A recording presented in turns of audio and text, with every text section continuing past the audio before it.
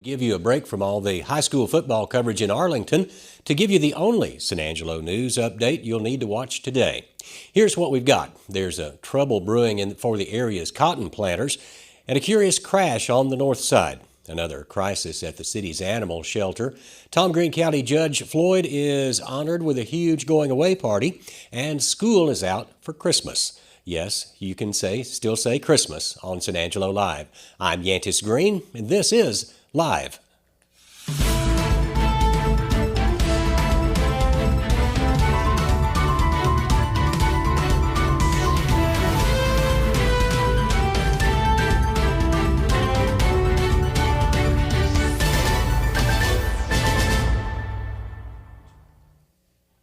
And we'll get to all of that news in a moment, but first, come join the First United Methodist Church in downtown San Angelo for this year's Christmas programs. On Christmas Eve, the First United Methodists offer two services. At 4 p.m. December 24th, there will be a contemporary worship with candlelight and communion in Celebration Hall led by Pastor Christie. Our contemporary Christmas Eve service will be a fun, family-friendly service with all the elements we have come to cherish and love. Our live band will lead us in singing beloved Christmas songs as we journey through the story of Christ's birth. We will share Holy Communion together and then end our time of worship as we sing Silent Night by candlelight.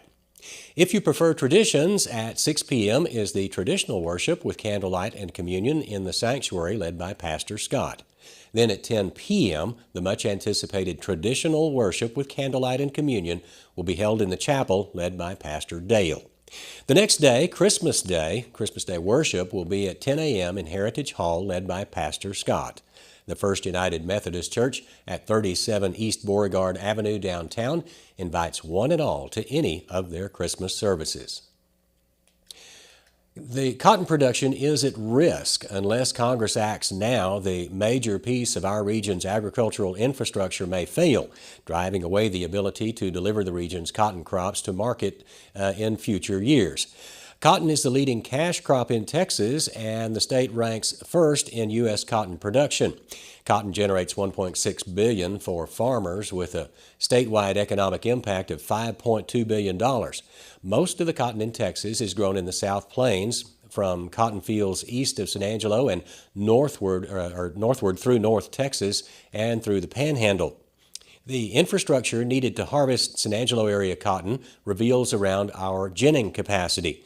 Both gins, Lone Star Gin in Moretta and the Wall Co-op Gin in Wall, need about 30,000 bales a year each to gin in order to break even. This year, each gin will be lucky to gin about 13,000 bales apiece, less than half needed to break even. Across the Texas cotton growing region, some gins may not open this year at all. The market price for cotton fell through the floor in June of 2022, falling almost overnight from $1.42 per pound to $1 per pound after U.S. trade policy was shifted against China. Since June, as speculators exited the market, cotton has fallen further, where yesterday, December 14th, the price per pound was at 84 cents. Congressman August Pfluger, along with the two other West Texas representatives, Jody Arrington and Ronnie Jackson, wrote a letter urging their colleagues in Congress to fully fund the U.S. Department of Agriculture's Emergency Relief Program, also called ERP, for the 2022 crop year and adequate assistance for cotton infrastructure, especially those cotton gins, to help mitigate the devastating production losses farmers and ranchers have experienced this past year. Production of cotton crops in the southwest U.S. that includes San Angelo and the South Plains is about half the annual average.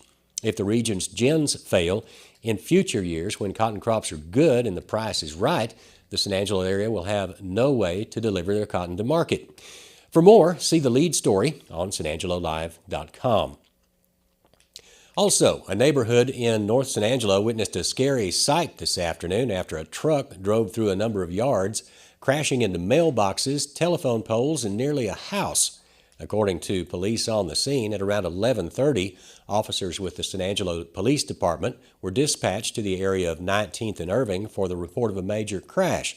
However, when officers arrived at the scene, there was no driver. For the full story, here is San Angelo Police Officer Richard Espinosa.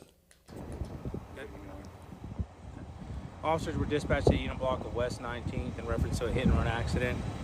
Officers arrived on scene, located a dark color Dodge Dakota pickup that had struck multiple poles as well as a couple of mailboxes. It was traveling westbound on 19th from Chadford and left the roadway and struck those multiple items before coming to a stop here near the intersection of West 19th and Irving. The subjects left the vehicle, were later tracked down by our hit-and-run investigator. A citation was issued to the female driver for failed to stop and leave information upon striking a fixed object, and additional charges may be pending. And the male passenger was not injured during the course of this accident as well. So no injuries whatsoever. Single vehicle, at least 2 poles and a couple mailboxes hit during the course of this accident. Any reason why they fled? Based off of what the hit-and-run investigator said, that he doesn't really know why they took off, but nonetheless, he made contact with both of them. So.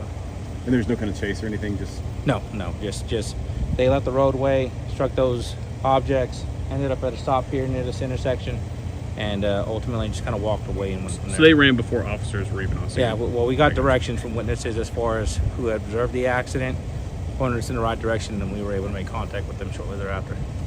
Was that her truck in the driveway?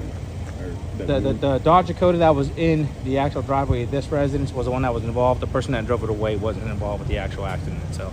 Okay. Yes, the situation was extremely odd. Police, like they said, tracked down the driver to a home on 22nd and Irving. Friends of the driver were able to walk back to the scene and retrieve the truck.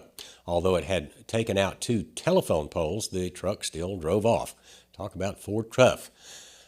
Also, the holiday season is here, and this Christmas is in particular may be the year to get one of your loved ones a puppy, because if not, some of our dogs at the animal shelter may be put down, especially after yesterday when Concho Valley Paws confirmed that the shelter reached maximum capacity following a hoarding situation. The hoarding cases involved 14 dogs at one time being placed in the city animal shelter. That raised the number of dogs in the pound over the 180 mark. In hope to save the animals, Paws is hosting an adoption Christmas party this coming Saturday. Go out to Paws from 11 a.m. to 5 p.m. for hot chocolate and pictures with Santa. During the event, you can also adopt a dog, so go do it. And after today, one man who won't be looking so closely at these cotton numbers and, budgets in general will be Tom Green County Judge Steve Floyd. On Thursday, the county held a retirement ceremony for Judge Floyd. During the party, he was celebrated by all his friends and family over his 9 years of service. Floyd will be greatly missed and will be replaced by former San Angelo City Councilman Lane Carter on January 1st. Other people in town that are ready to leave work are students and teachers at San Angelo ISD. No, they aren't retiring, but tomorrow afternoon at 12:30 p.m., SAISD campuses will be letting out for early release for the Christmas holiday. This break between semesters is there to give students and teachers a chance to visit family during the holiday season. But remember, kids, just because you're out of school doesn't mean the city for more than 25 years does not exist. So heads up, don't be out on the streets after 11 p.m. on weekdays or midnight on weekends. And for the drivers out there, be careful on the roads and have a Merry Christmas.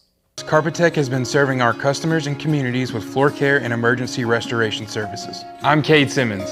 Thank you for welcoming Carpetec and my family to the Concho Valley. We look forward to serving you. When it comes to unique pieces you can't find anywhere else, Kano's Diamonds and Coins is your one-stop shop. With over 24 years in the diamond and coin industry, Kano's Diamonds and Coins is West Texas's choice for diamonds, jewelry, coins, silver, and gold.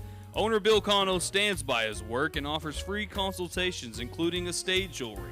Don't just trust anyone with your valuables. Come see the staff at Kano's at 1016 West Beauregard in San Angelo. Usually on Live Daily News, we have an interview segment right here, but since we're giving you so much Texas high school football, we've decided to check out today and get you guys back to the action.